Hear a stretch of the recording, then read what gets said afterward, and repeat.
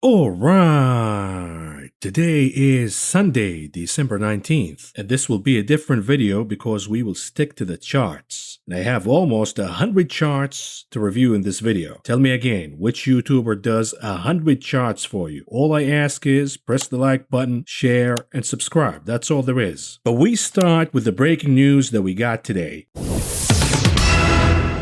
Build Back Better is dead. Marta. Gone. Poof. Why? Because we have Senator Manchin who came out today and said he's gonna vote no. It's a no-go for him. It's not gonna go anywhere. We're gonna talk about Build Back Better and the ramifications of this vote in tomorrow's video. But you gotta remember this. Two of the most important cornerstones behind this mania, behind this stock market bubble. Number one, the accommodative Fed. Number two, the fiscal spending from Build Back Better. Trillions and trillions of dollars. We're both gone now. So what will support the market higher? Fundamentals? Give me a break. Oh, retail? That's what you said, retail? You mean retail who owns only 11% of the stock market gonna support it? Give me a break. But I want to limit the scope of this video to this call from JP Morgan, who came out on Friday with a massive call. You know, since the Santa rally is dead now, it's not gonna happen. Now they're changing it into the short squeeze rally. Oh, the short squeeze rally. Let me let you in a little secret in this business. They don't come out with these calls arbitrarily. They're done by design. What do I mean by that? We have two elements this week. Number one, this upcoming week will be a short trading week, and the reason is we have Christmas Eve on Friday. What does that mean? In holiday weeks, we have low volume because a lot of traders go home. They trade on Monday, they wrap it up and they go home. And what's left is the robots, the algos, and the retail traders, and they have a bias to the upside. Therefore, the path of least resistance in low volume weeks are higher. Although it didn't work this way last time around during Thanksgiving weeks, didn't it? So keep that in mind. Number one, we have a holiday trading week. The expectations are for lower volume. Number two, we have taxation planning. And what happens is you want to sell your losers to lower your taxes. Because you're already losing, you might as well book those losses to lower your capital gains taxes. And this kind of selling starts around late October, and it stops right around this time. They stop selling the losers. And what happens instead is booking the gains from the winners, trimming the gains from the high runners. So when JP Morgan comes out with this call on Friday, and you might have heard certain analysts, quote unquote, on CNBC also supporting this thesis of short squeeze rally, specifically in names like ARKK. They talked a lot about it, the ARK Invest ETF. They know the setup. Number one, it's going to be a holiday week. The bias is to the upside. Number two, we have taxation planning. The selling is already done. The shorts made a lot of money from these losers, and therefore they're going to start covering. And we will see some of these names moving higher. And when that happens, JP Morgan comes out and say, you see, we're a bunch of geniuses. We called it. Meanwhile, everybody else knew it's going to happen. It's like Tom Lee when he predicts a Christmas rally or a Santa rally. Well, we know historically speaking, every single year we have a so-called Santa rally, pretty much, with few exceptions. So when the Santa rally actually happens, they come out and say, oh, Tom Lee called the Santa rally. Meanwhile, even my dog called the Santa rally. So just keep that in mind. It's an old trick. It's an old secret in Wall Street. But here's the idea. If we're going to have a short squeeze rally, it's going to happen in the losers, yet the winners are going to get dumped. Keep that in mind. But let's rebuttal this call because it's a bullshit call. It's not based on fundamentals. It's based on seasonality and certain trends. Because there are no shorts in this market. The shorts are concentrated in certain names. They're not all over the place. They're not shorting the market. Matter of fact, shorts disappeared altogether. The short interest in the S&P 500 is the lowest in 15 years. So who's going to do the short covering here? The short covering will only happen in certain names. Matter of fact, the biggest risk to the market right now is not short covering. It is margin calls. As we see the sell-off continues, we will get to a point where margin calls are going to hit.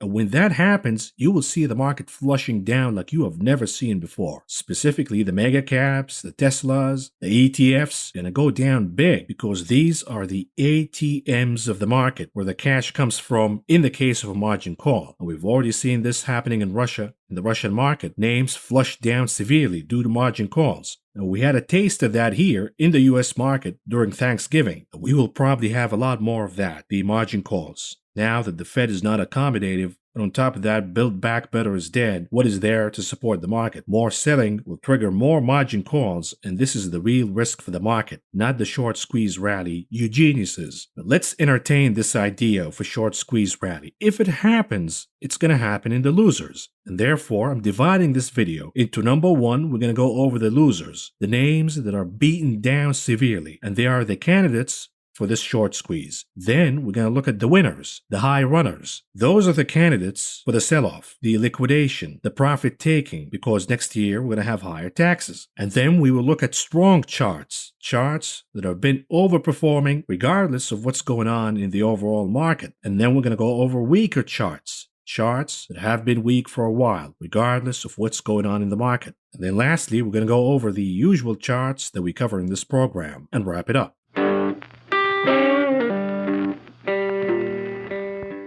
We start with the losers, the candidates for the short squeeze. And the first name I'm looking at is Airbnb, the ticker ABNB. It flushed down severely as of late, even though their earnings, the fundamentals are really impressive. Regardless, Airbnb flushed down, and it went all the way to 149.27 and caught support from that point. My hunch is this name is beaten down severely. It's about to join the NASDAQ, and if there is a short squeeze rally, it's going to happen in Airbnb. The recent shorts, who shorted at the top, north of 200, they made a lot of bucks in a short amount of time. This is the time to take profits in this chart. And therefore, if a short squeeze rally happens in this chart, it could take us all the way to 180. That would be a decent profit-taking target from this trade if it happens. Next, we have AMGN, the ticker AMGN. As you can see, this is a loser for the year, and the short covering rally, the short squeeze, already started. When we look at the daily chart for AMGN, we have a saucer bottom right after a sloping descending line of resistance, a downtrend, and this trend has been reversed for now. Yet the chart on the daily is overbought, and therefore you want to wait for a pullback on this chart and then buy again for more short covering in this chart. Because when we look at the weekly chart, the positive momentum just started. When we look at the MACD indicator, for example, it is reversing multi-weeks worth of a downtrend. You see the red columns on the histogram, and now we're seeing the first green column, indicating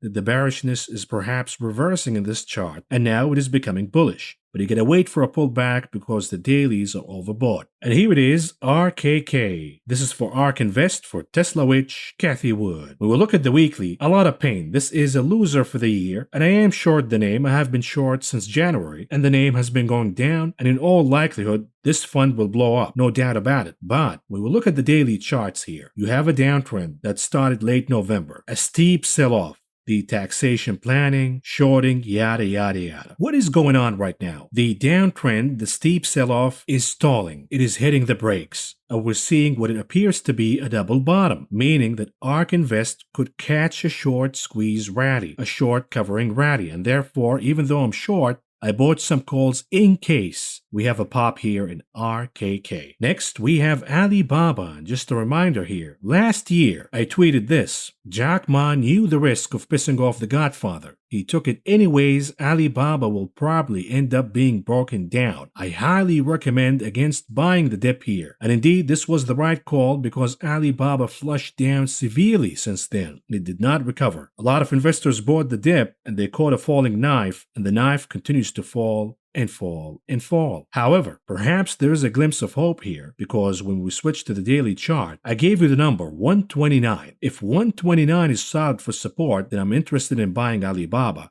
Via calls, of course, to de-risk because you have no idea whether the CCP wants to break down this company or delist it from American exchanges. But for now, we pierced below 129, but it appears that we have a bull flag pattern. If 129 is recaptured as support and confirmed as support, then Alibaba could experience a massive short squeeze here. So this is a candidate for a short covering rally. Next, we have Bristol Myers, the ticker BMY. This is a loser for the year, but as you can see on the weekly chart, the momentum is reversing from bearish to bullish. So this is a candidate for a short squeeze, short covering rally. The problem is you probably want to wait for a pullback here because on the daily, the short squeeze already started. Matter of fact, the name rallied recently by about 17 to 18%. Look at the RSI. It is overbought. Look at the selling on Friday on higher volume. What does that mean? You gotta wait for a pullback perhaps to 58, 59, and then pick it up from there because the weeklies remain positive, indicating that the bearishness is perhaps over. We are starting a new bullish trend in this name, and therefore it is a candidate for a short squeeze rally. Next, we have Beyond Meat, the ticker BYND, beaten down severely. This is a weekly chart, of course, a loser year to date, but look at where the RSI is. Severely oversold, beaten down. If there is a short squeeze rally, it will indeed happen in this name because if you shorted at 140, 150, even beyond that, over 200, as a short, you're sitting on massive profits and it is time to book profits. And for taxation selling, if this is one of your losers, you probably already sold it, so the selling will dry out and we could see a short squeeze rally in this name. Another one, the ticker CAKE. This is for the Cheesecake Factory. Again, we have a downtrend. This is a loser year to date, and it appears for now that we have a double bottom. And if that is the case, then perhaps the Cheesecake Factory will give it a shot to break above the downward trend and start a new, fresh, bullish trend. Now, you might say, what about the virus? That's the fundamentals. We're talking technicals now. The fundamentals matter, but so are the technicals. And therefore, if there is a short squeeze rally, this could be a candidate. It has the double bottom. This is a daily chart, of course. If you've been shorting this name, you're sitting on massive profits. If you've been losing in this name, you probably already booked your profits, and therefore, it is a candidate for a short squeeze rally. Next, we have DraftKings, another name severely beaten down. And again, oversold, and the likelihood is, if there is a short squeeze rally, it will happen in this name. You sell your winners, and you ride some of these losers for a short squeeze rally as a substitute for the absence of the Santa rally overall. Of course, keep in mind, these are high-risk trades because these names are beaten down severely, and picking a bottom, just like picking a top, is a risky game. But again, if JP Morgan is right and we have a short squeeze rally, it will happen in these beaten down names like DraftKings. Well, look at the Fibonacci levels. It's not all the way down there. It could get beaten down a little more till perhaps 24, and then it should bottom at that point. Next, we have the ticker FICO for FICO, and this is a weekly chart. Again, you had a channel with defined support and resistance, and this chart has been yo-yoing back and forth within these lines. Of course, there are exceptions. The COVID sell-off last year, that's the exception, but it has been trading within this channel for a while until September when the channel was broken, and that was that. The bullishness was over, and here comes the beginning of the bearishness. As of late, when you look at the weekly chart, it is severely oversold. You look at the RSI, you look at the MACD, and we are starting this short covering rally in this name. It's not going to reverse the bearishness. It's not going to make this chart bullish again. It is bearish, but perhaps there is more juice here to squeeze. From what? From the short squeeze rally. As the process of booking losses ends and the process of booking profits by shorts begins. And here is another chart, the ticker HOOD, Robinhood, beaten down. You want to talk about beaten down? This is beaten down. Top to bottom, if this is indeed the bottom, the name is down over 80%. Congratulations to those who bought at the top, but what about those who want to catch a short squeeze rally? I bought calls on Robinhood, betting on a short squeeze rally. If it happens, it's a wild shot, but it is beaten down. It is oversold, way oversold. If you're losing money on this one, you're probably already booked your losses, and if you are short, you probably should cover at this point since the name is down over 80% top to bottom. So this is yet again a candidate for a short squeeze rally. Another one, the ticker LVS for Las Vegas Sands, a loser for the year, big time. So again, if you had losses in this name, you probably already booked your losses. If you're short, you're probably going to cover soon. And therefore, this is a candidate for a short squeeze rally. The last bottom was 33.30. We're not there yet, but close enough. If that line is pierced to the downside, then you know there is no short squeeze in this name. Matter of fact, we have more pain to come. But if this line is held, this is a candidate, a strong one, for a short squeeze rally. Next, we have the ticker MTCH for Match.com. You look at the daily chart. Again, we have a downtrend, a steep one, A lot of selling here, be it booking losses or shorting the name. What's going on as of late in this chart? It has broken above the descending sloping line of resistance. It went down after facing the resistance of 141.40. It retested that descending line of resistance, now support, and it bounced higher. In all likelihood, this chart is bottoming here and it wants to pop higher. We're not saying it's going to go to all-time highs. We're saying at least it's going to give it a shot at 141.40 if there is a short squeeze rally in this name. We will look at the weekly. It is negative. It's not positive. We have a saucer topping formation in Match.com. And therefore, yes, on the daily, you could catch a short squeeze rally. On the weekly, this chart will get smoked in the long run. And here it is, Peloton PTON. This is a weekly chart. We had the head and shoulder formation and the flush down, massive sell-off. Peloton pretty much lost everything it has gained since the pandemic, and we're almost at pre-pandemic levels. Severely overbeaten, severely oversold. I was short the name, I covered my shorts. My hunch is we're going to have a lot of shorts who are going to cover. On top of that, if you're losing money on this name, you probably already sold it to book your losses, and therefore this is a candidate for a short squeeze rally. If that wasn't enough, we now know that Peloton did not whack Mr. Big. It was Me Too that whacked him. What about this chart? PayPal, PYPL, we had the double top and the flush down. No mercy whatsoever. The support is down there at 174, but it appears that the chart is already beaten down severely. And again, if you're losing in this chart, you should have already booked your losses.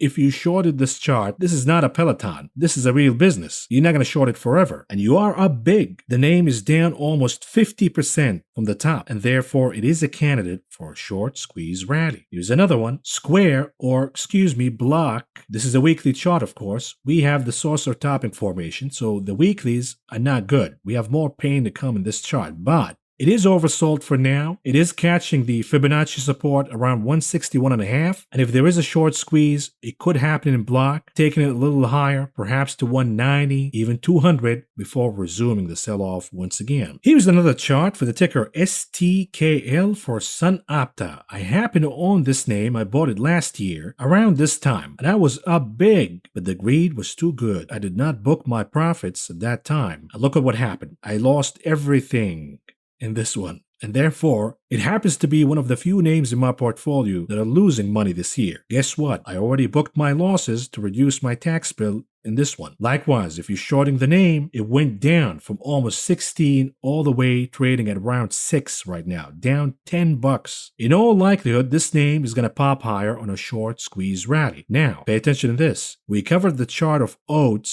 futures last week. And in covering that chart, I showed you that perhaps oat futures are topping, and therefore the input price for STKL OKTA will go down. This is a positive catalyst, not a negative one. If there is a short squeeze, it could happen in this name. Here's another loser for the year, big time. AT&T, the ticker T. This is a weekly chart. Brutal. There's no other way to describe it here. But it is severely oversold in the weekly. These are the kind of names that are going to catch a short squeeze rally if that happens. And again, this has been an excellent year for the stock market. Not a lot of losers here. AT&T happens to be one of the few losers, and therefore lots of taxation selling here, but this is going to dry out now, and therefore it is a candidate once again for a short squeeze rally. What about the ticker TWTR for Twitter? We had a triangle pattern of consolidation that was broken to the downside, and since then the name has flushed down severely. And this is a weekly chart, of course. Yet when we turn on the Fibonacci retracement, what we see is Twitter is oversold and it is at support at around 43.40. Either it's going to bounce from this point on, and the line in the sand is 43. If the name trades below 43, it's over, abandon. But if it holds 43 as support, in all likelihood, if we have a short squeeze rally in the market, it will happen in this name, TWTR, Twitter. What about Visa, the ticker V? And let's revisit the last time we covered this chart and see how it developed. When we look at the chart, we had the rising wedge. The rising wedge was broken down. This is a weekly chart, of course. And now we have a bear flag consolidation. The assumption is the the bear flag will break to the downside. Now the bear flag played out and Visa flushed down severely, but it is already oversold and the short squeeze, the short covering already started. This is the weekly chart, of course. There could be more juice to come here in the short squeeze rally in this name, and the goal is to retrace 233.5 and take it from there. What about the ticker WIX for Wix? A loser for the year, big time. When we look at the Fibonacci retracement levels, it is already at support at around 138. It already caught that support and it is already trading above it. So if there is a short squeeze here, this is an oversold name. Lots of shorting. The shorts are sitting on a lot of gains. If there is a short squeeze, it will happen in this name. And the target, of course, will be around 185 to 200 maximum before the negativity starts again. What about the ticker ZEN for Zendesk? A loser for the year, we had a descending sloping line of resistance. After earnings, the name flushed down severely, getting rejected from that line. Exactly. Yet catching support at around 92.5. It is oversold on the weekly, on the daily. A lot of shorts sitting on a lot of profits here. Again, there is a short squeeze rally. This is a candidate for that rally. And lastly, what about Zoom, the ticker ZM? Last time I covered this chart, and I was short the name, of course, I covered my shorts, and I also expect a lot of shorts to start covering their positions, booking profits. In my thesis of shorting this name, I made a comparison between Zoom and Cisco. Zoom was the darling of 2020. Cisco was the darling of the 1999 dot-com bubble. The charts look eerily similar. And guess what happened since then? Zoom flushed down severely, losing the support, massive losses here. Yet look at where the RSI is right now. It is severely oversold. What does that mean? Perhaps the selling is drying out, and perhaps the rise of infections and the lockdowns and the cancellations will trigger a short squeeze rally here as the remaining shorts scramble to book profits.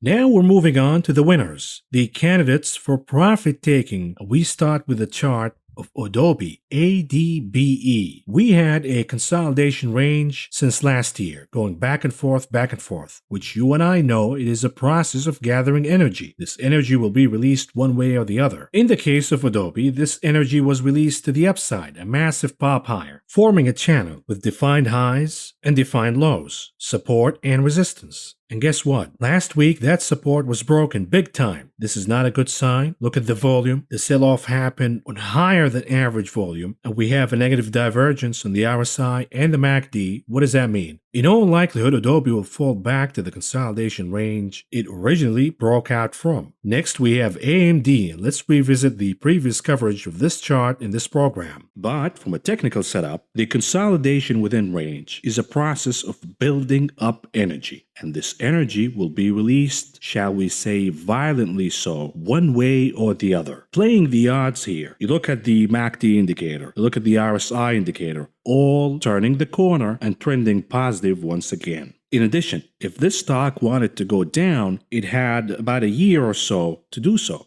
It did not. It decided to consolidate within range, waiting and waiting and waiting for earnings to catch up with the valuation. If the report comes out decent, my expectations are that if the earnings report is decent, beating expectations, sizably so, I believe that this stock will pop higher out of the consolidation range. The typical behavior is for the chart to go down, retest the upper band, the upper range of the consolidation box, and then it bounces higher. This is the bullish scenario. The bearish scenario is that the chart will fall down back into the consolidation range. For now, it looks like AMD has what it takes to continue to move higher. So far, I've been nailing this chart to the penny. And this is what I tweeted lately on November 30th. I think winners in chip stocks are topping and buying puts, and I attached NVIDIA, Xilinx, AMD, and Qualcomm. Well, guess what? Since then, AMD has been trading down. The rating on the RSI still overbought, so is the MACD, and therefore the expectations for now that AMD will see profit taking here. It is up big year to date, and therefore it could fall down to target number 122.5. If that fails, then we will go back to the upper edge of the consolidation box, retested for support. Next, I have Costco, the ticker COST.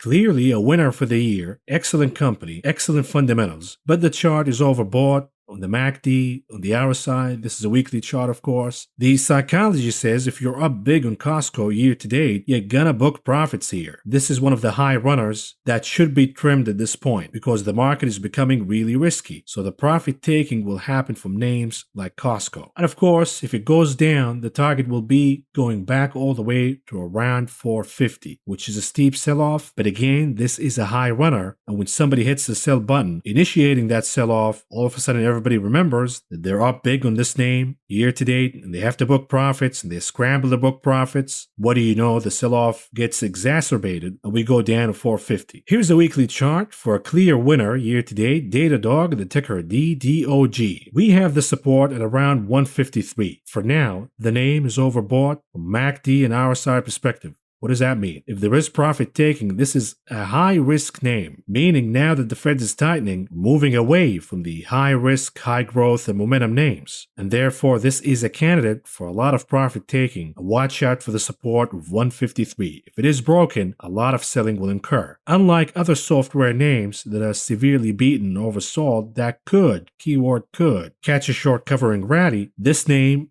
is not oversold. There is no short covering rally that's going to happen in this name. If anything, we will see profit taking. Next, we have the ticker DECK for Dickers Outdoors. Clearly a winner for the year, but what do we have now in the weekly chart? We have the dreaded double top. What does that mean? More pain and more selling will happen in this name. The support remains around 330, 335. You might catch a bounce here and there, but all in all, we have a negative divergence on the RSI, and this is a candidate for profit taking before the end of the year. When we look at the Fibonacci levels, if it falls down, we have target number 1, which is around 309, and we'll take it from there. Next, what about the ticker ETSY Etsy? And let's revisit the last coverage we did on this chart in this program. The majority of the juice in this stock is already squeezed. You can squeeze a little more, but you're stretching it at this point. And therefore, I believe that this stock is not going to maintain the rally and the pop after earnings. Matter of fact, it will go down to revisit the trend line, and this will be top to bottom, a correction of about 23%. So the chart moved a little higher since then, and then it pulled down, losing over 30% top to bottom, if this is indeed the bottom, all the way to the trend line. The test for now is, can Etsy hold that support? My hunch is it will not, because it is a winner year to date. It is a candidate for profit taking. Watch out, the moment that support line, that trend line is broken, you will see a lot of selling that will follow. And here it is. What about the ticker GM for, you guessed it, General Motors, GM?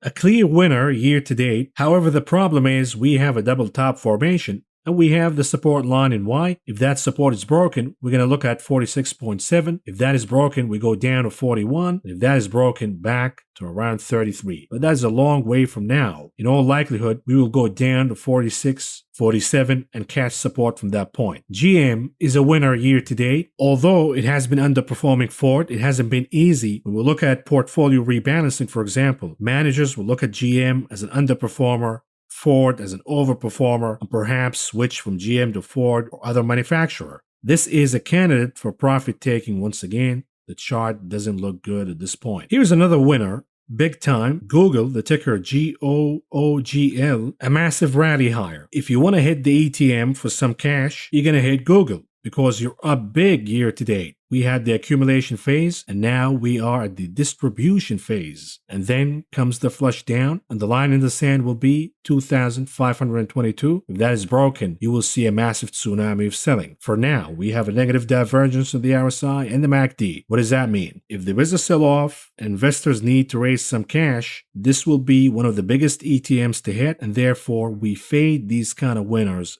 at this stage. Next, I have Goldman Sachs, the ticker GS, clearly a winner for the year, a name that I own in my portfolio. I bought it earlier this year in January, and since then, the name blasted higher significantly. Here's the problem. We have the double top, and we have the support line broken for now. Therefore, I bought puts. I haven't sold the name, but I bought puts for protection. In all likelihood, the negative divergence on both the RSI and the MACD indicator will persist, meaning if there is a sell-off here, if there is a need to raise cash, it will happen from winners like Goldman Sachs. Next, we have the ticker GT Goodyear Tire. Now, this name is clearly a winner year to date. The problem is rubber prices continue to rise higher and therefore their input cost will increase. There is a limitation here on how much they can pass to the manufacturers, aka the end customer. And now that we're going to have weakness in consumption via the Fed raising interest rates and no more stimmies via killing the Build Back Better plan, this is not a good name to be in here. We have negative divergences on both the RSI and MACD indicator. In all likelihood, if there is a sell-off, you're going to sell this name and raise some cash. Here's another winner, big time, HD, the ticker,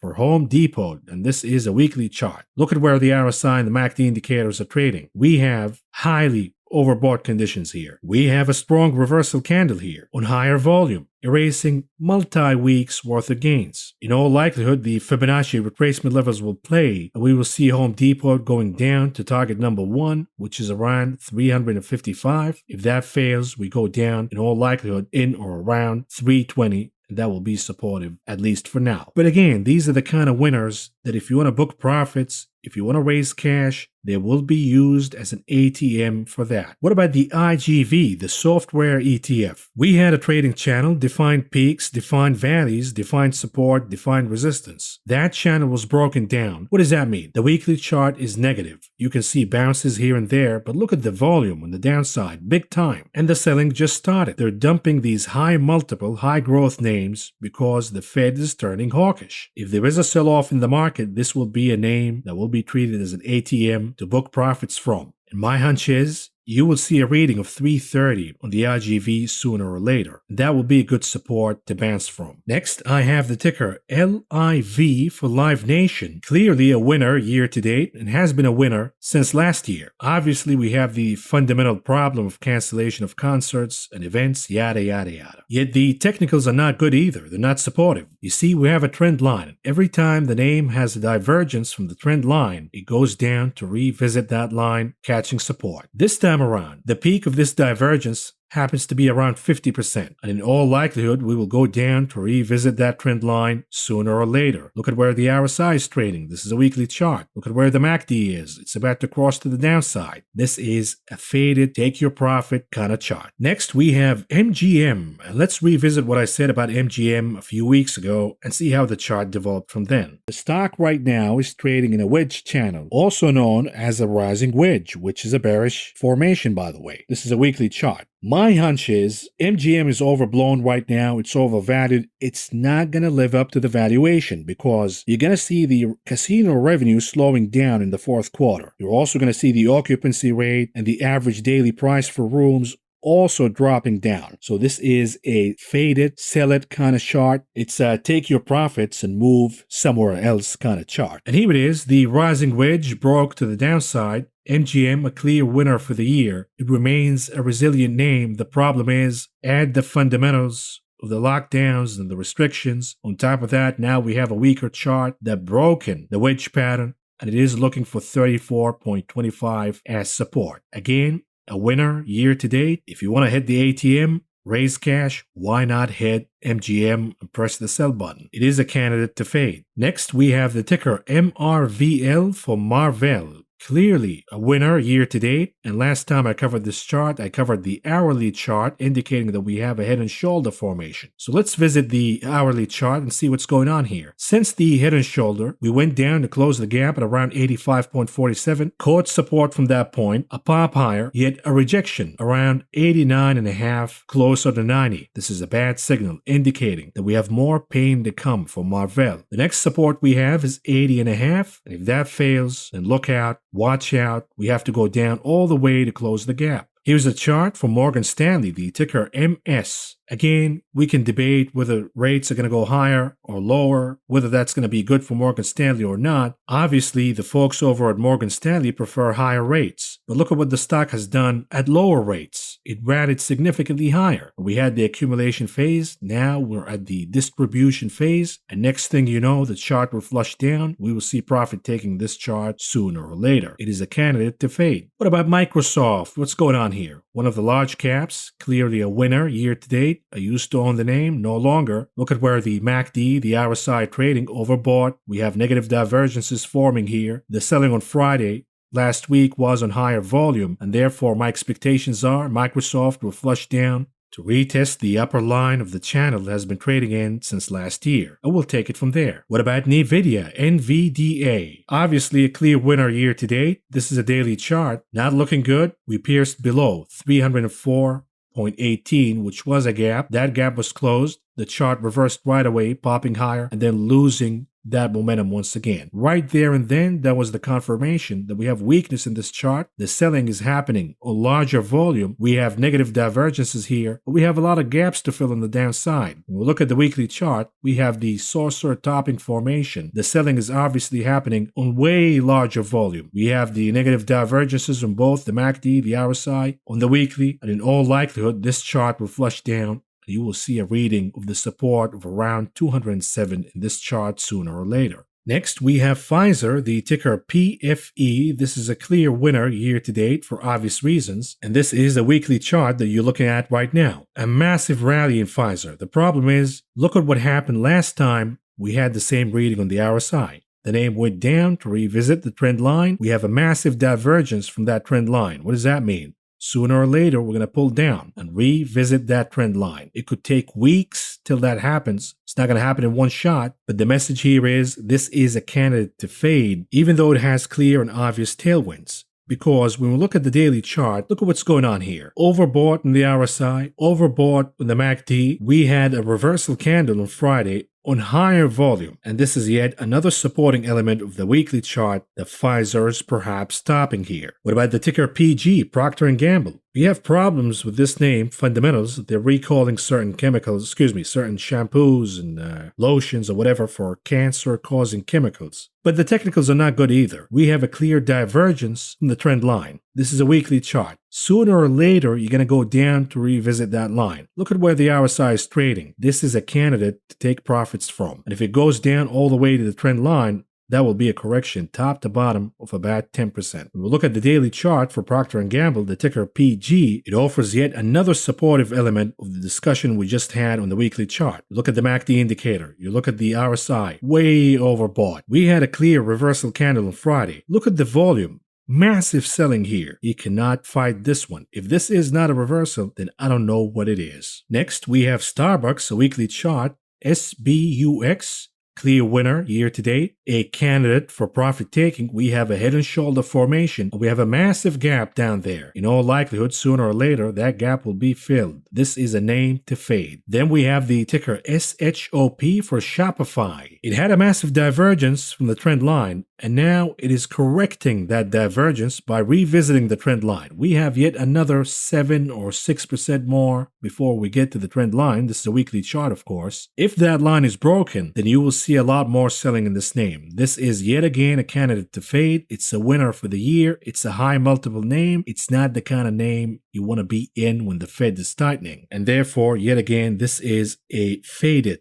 kind of chart. Next, we have Snowflake, a winner year to date, defying the trend in the overall software sector of the market. It's not just overbought, it is absurdly overvalued. And this is a weekly chart, of course. Beside the fundamentals, the technicals are not good either. We have negative divergence on the RSI. We already have negative divergence on the MACD, confirming the weakness from the RSI because the MACD is a lagging indicator used to confirm the move in the RSI. You're already seeing a red impression on the histogram, confirming the Snowflake is perhaps topping here, and it is a candidate to fade and book profits from. Then we have Target, the ticker TGT. This is a weekly chart. Clearly a winner year to date, an overperformer, but it is already topping here. You have the double top, you have the trend line already broken, you have a negative divergence on the RSI, you have a negative divergence to the MACD indicator, and a failure to cross. What more do you need? And the support target is, how about a round number of 200? Once again, this is a faded chart, not a buy it one. What about the ticker UNH for United Health? This is clearly a winner year to date, but the divergence from the trend line is severe. If it goes down from this point on, it will be about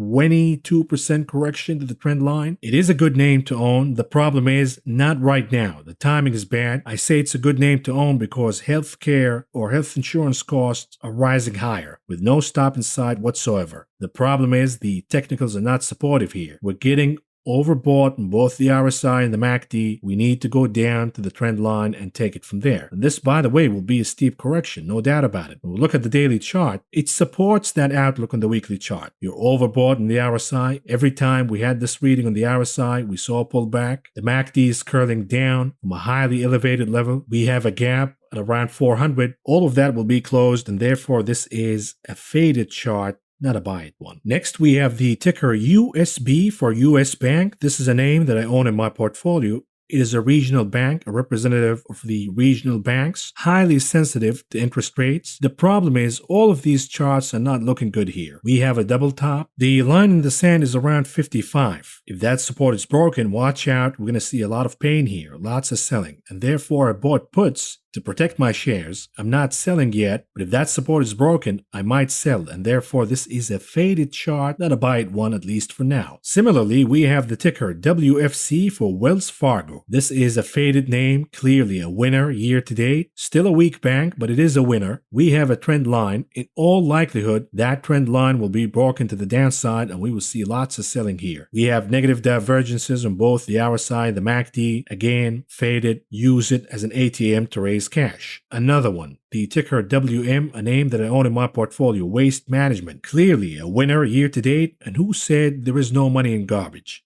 There is a lot of money in garbage, and this is a proof. The problem is, it is way overbought here. This is a weekly chart. Look at the RSI, look at the MACD, all topping, begging for a massive pullback, a flush down to revisit where? The trend line in yellow. It's a good stock to own, but this is not the right time because this is the time to take profits and fade it right here. Lastly, what about Xilinx, the ticker XLNX? Like other chips, the high flyers, they're trimming the gains here. They're booking profits. Look at where the RSI, the MACD indicators are trading way overbought. The likelihood is we will see a pullback all the way to the trend line from the wedge consolidation pattern that the chart broken from originally. That will be a steep correction. You don't want to buy this one. This is a faded, not a buy it kind of chart.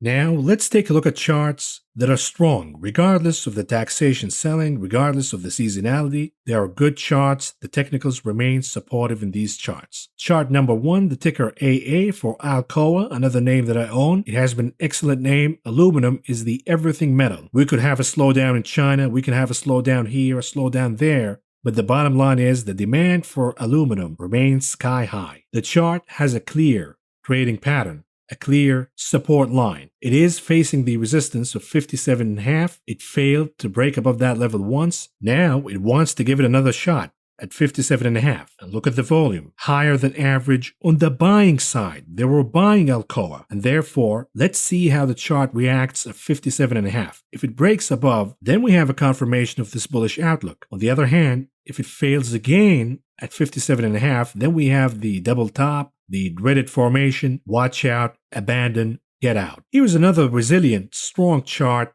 the ticker CAT for Caterpillar, a weekly chart. It has been holding and holding and holding. Not a winner year to date, but perhaps the bearishness is stopping here and we're about to start a bullish trend. We have a catalyst for this one. The obvious one is the infrastructure bill, which already passed, it's already agreed upon, it's already paid for, unlike Build Back Better. Look at the MACD indicator, look at the RSI. They both appear to be bottoming for now and trying to catch support to elicit a new rally higher. I'll watch it closely. I wouldn't buy it here. I'd watch it closely. If it breaks above 210 and reaffirms that support, then I'm interested. We're getting closer to that point. Next, we have the ticker HSY for Hershey's. We covered this chart not so long ago. This is a weekly chart, of course. You have a consolidation range, and the chart is breaking above the consolidation range. The typical behavior of the chart is it will go down to retest the upper edge of the consolidation range, and if that is supportive, it will bounce from that line and start a new rally higher. Look at the MACD indicator. It is starting to become bullish once again. Here is the daily chart for Hershey's. In all likelihood, it is overbought right now on the daily. It should go down, retest that line, and bounce from it once again. And if it does, then we have a confirmation that this is a bullish chart. You should own it. Next, we have the ticker MKC McCormick. And let's revisit what I said about this name just a few days ago. And here is the last chart of the day for MKC McCormick. We talked about this stock a little bit in the beginning of this video, but here's the chart. A weekly chart, we have a descending line, a sloping line of resistance, and it was broken higher. On top of that, we have a fundamental story here, with spices prices moving higher due to inflation. They have the pricing power. They're going to jack prices higher beyond what they need to cover the input cost inflation. Now, I have a few profit-taking targets which happen to be resistance lines. Line number 1 happens to be 95.89. Line number 2 happens to be 98.80. But the stock can continue to run higher all the way to these levels. We have a lot of profits to capture here. And here it is, a massive pop higher, continuing, although now at the weekly we're becoming overbought, facing the resistance at around 95.89, 96. In all likelihood, the chart is way overbought in the daily, therefore we will see a pullback in this name. So you might want to buy puts here to play that pullback. I wouldn't do it. I will actually wait for that pullback to bottom, and then if the chart bounces higher again, I will be interested in buying this name for good. These are the kind of names that nobody likes, but they tend to outperform when the market tends to be negative and the Fed is tightening. Next, we have the ticker STZ. Again, a strong chart regardless of what's going on in this market. It continues to go higher and higher and higher. It has been consolidating year to date, not a lot of gains here, but we have what it appears to be a saucer bottoming, reaffirming the support of 208.80. Not once, not twice, but over and over and over and over again. So at least in a chart like this, you have a solid bottom to work with. Therefore, I see this chart as a good name to own, a solid chart to have regardless of what's going on in the market. The strong is strong, the weak is weak. And that is the name of the game. Stronger charts are not broken down easily. High mania, high flyer names, yes, they're broken down easily because you have a pump and dump like scheme. But stronger charts like this with solid support, they don't tend to break down easily. Lastly, in the strong, we have the ticker TWNK. This is for Hostess Brands. Again, these are the kind of names that tend to outperform when the economy is in a downtrend, when the Fed is tightening, when the market is not performing. These are the kind of names that we rush to buy. Now I'm showing you a daily chart. Why? Because this chart is stopping here. It is overbought. It is facing resistance at around 19 to 20. This is the resistance zone. In all likelihood, it's going to pull back. When it pulls back, you might want to consider picking this name up. Why? Here's a weekly chart. It is really strong, regardless of what's going on in the market. They're buying this name. It wants to pop higher. It looks like a chart with a lot of buying behind it, a lot of support behind it. We're not talking about pumps via options and all of that garbage. We're talking about a name that nobody pays attention to, yet they're buying it. It's a stealth rally. It's the kind of names when you wake up and you see the Dow Jones down 1,000 points, yet somehow this name is lighting up green. So I would wait for a pullback in this name and then consider adding it as a long trade.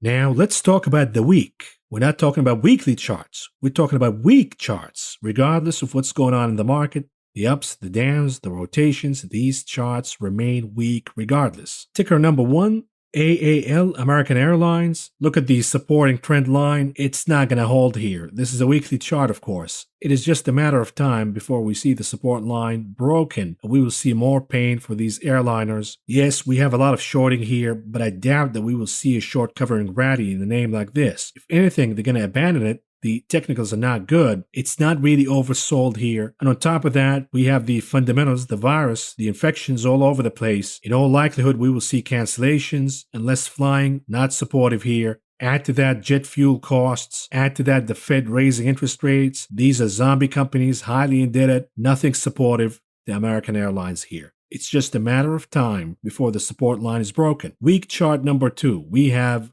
LYFT, LYFT. We have a head and shoulder formation getting rejected. Add the resistance at around 66. Since then, the chart has been flushing down. We have a gap at around 29.84. Let's call it 30. That will be a downside of around 20% from this point on. Now pay attention here. On the daily, LYFT is oversold. It could catch some oversold rally, but sooner or later on the weekly, this chart will flush down to close the gap. Here's another one for the ticker MSTR for MicroStrategy. This is pretty much a proxy for Bitcoin because drunk Michael Saylor continues to buy Bitcoin like crazy. And just a spoiler alert for you, do yourself a favor and look at the monthly chart for MicroStrategy and look at what happened back in the dot-com bubble. Just a little hint for you. For now, we have a massive bear flag. Although this is the weekly chart, on the daily, it is catching support from that trend line. We could see a pop hand to hand with cryptos rallying higher from oversold conditions, of course. Yet the problem remains that this is a weaker chart. Even though Bitcoin had ups and downs, this chart really since the peak hasn't been catching a bid whatsoever. So this name remains weak. You don't want to touch it here. You can play the oversold bounces, but be careful with this one. Next, we have Netflix. Why are we calling Netflix weak when it is trading pretty much at all-time highs?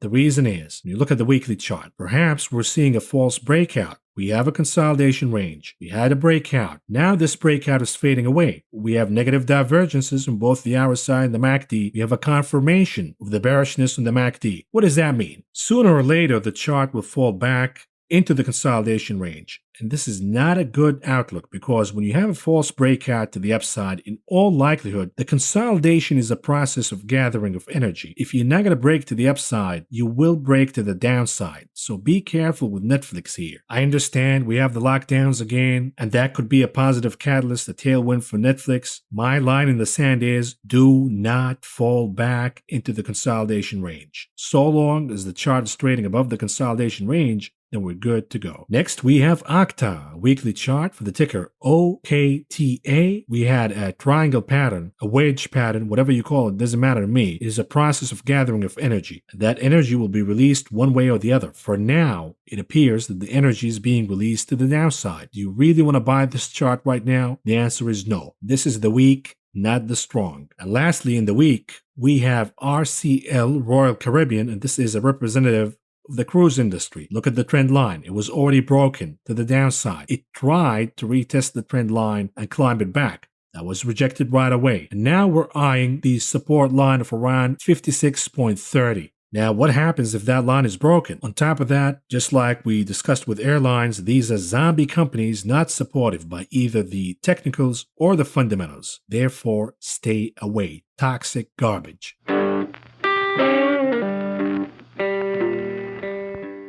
Next, let's revisit the usual charts that we cover in this program pretty much every day and wrap it up. We start with the ticker SPY 30 minutes chart. What's going on here? Not a good look for the SPY because the support of 461 is broken. On top of that, you had the double bottom that should have held. It did not hold on Friday, and the chart pretty much closed at the lows of the day. Therefore, the call is we will flush down at a minimum to revisit 453, if not lower than that. And the reason is the big caps will get sold, just like we talked about earlier in this video. The winners, the big caps, will be sold 1,000,000%. They're no longer safety here. And here is the daily chart for the continuous contract on the SPY. What's going on here? The support of 4,657 was broken, and now, in all likelihood, we're going to break the support of 4,549.5. This is not going to be good here. On top of that, look at the volume. The selling is way heavy. And we have negative divergences on both the RSI, the MACDs failing to pop higher. It's going to reverse here. And when I look at this chart, it is a confirmation that the big caps will start to fold here. What about the Qs? 30 minutes chart, what's going on here? Still holding at the previous double bottom. Looking a little better than the SPY, believe it or not, because perhaps some of the oversold bounces, the short covering bounces we're about to see will happen in names in the Qs. Yet the problem is, if the big caps are about to be sold, we're talking Microsoft, Apple, etc., then that cancels whatever oversold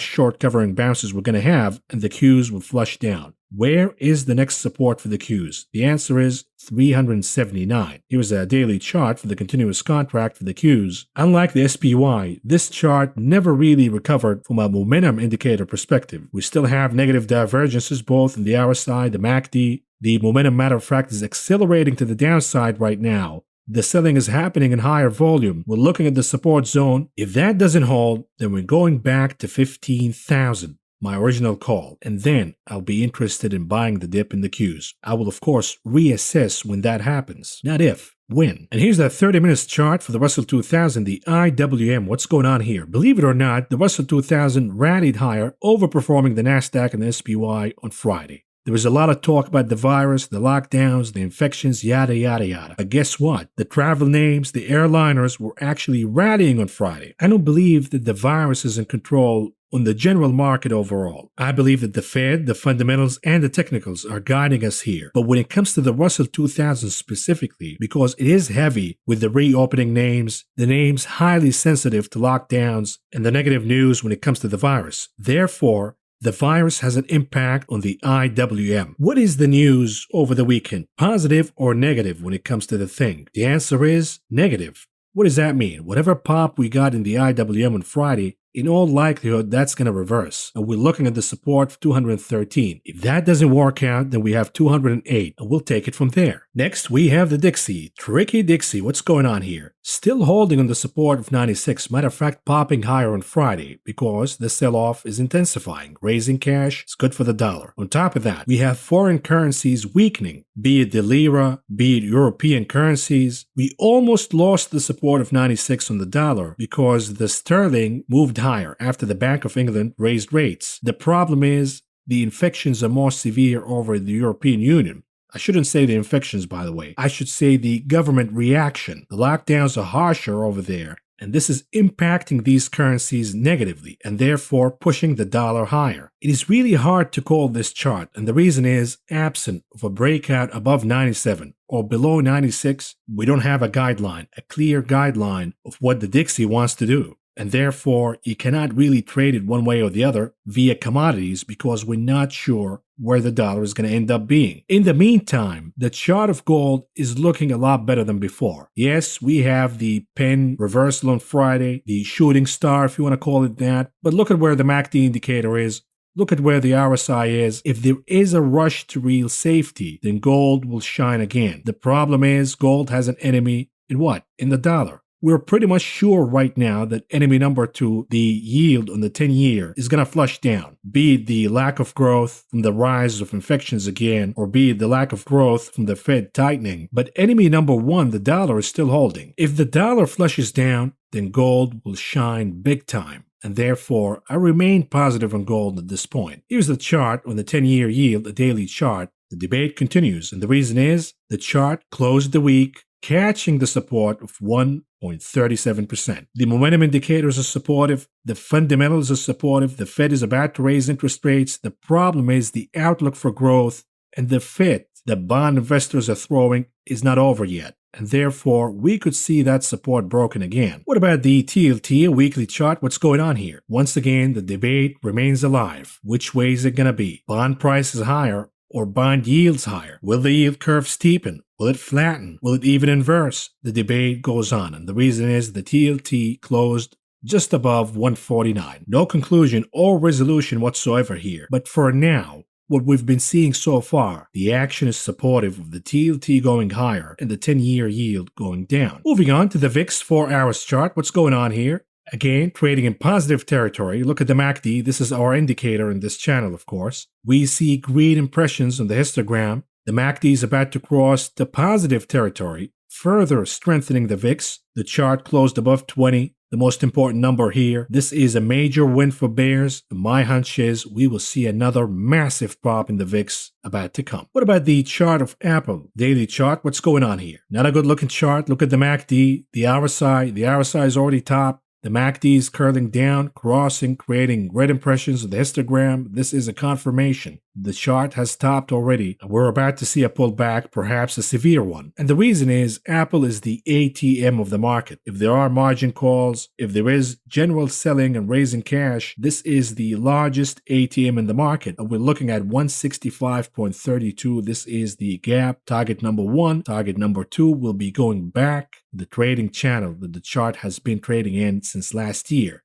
This will be a really bad outcome for the market. And the reason is as Apple goes, so will the market. If this breakout out of the channel, if you look at weekly charts, you'll see it clearly. If this is a false breakout higher, from the trading channel, then oh boy. Because remember, consolidation ranges, be it a channel or a box or whatever it is, triangle pattern, it's a process of gathering energy. If the energy is not released to the upside, it will be released to the downside. We have more bad news for Apple here from a 30 minutes chart perspective. We have a failure to rally from the double bottom, the support for 172.41. The chart flushed down, and on Friday, it reattempted to climb that line of 172.40. Not once, but twice, and it had double rejection. What does that mean? In all likelihood, we will flush down and close the gap at 165.32. Here's a chart of Tesla, the souffle. What's going on here? We have reached target number 1 around 900. Can we get an oversold rally in this name? Perhaps. But if the market overall is negative, remember, the ATMs will be hot.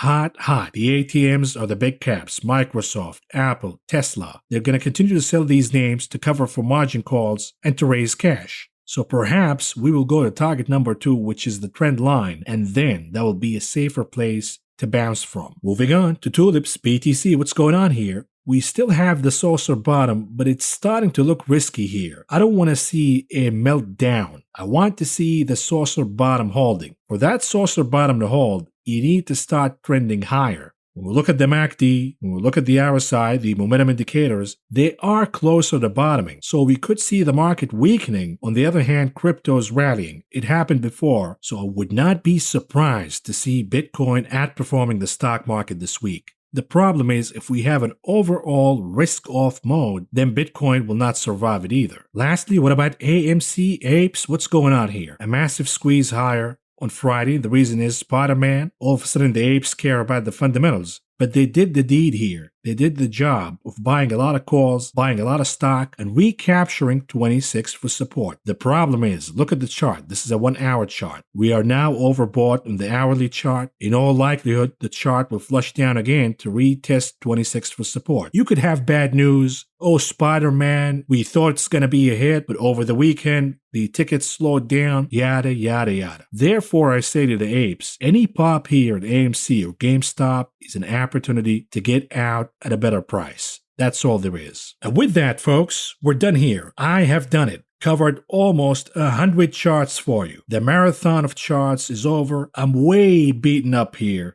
So forgive me if I have to bail out here, but this is all I got for you for now. Thank you for listening. Thank you for watching. I will talk to you again tomorrow.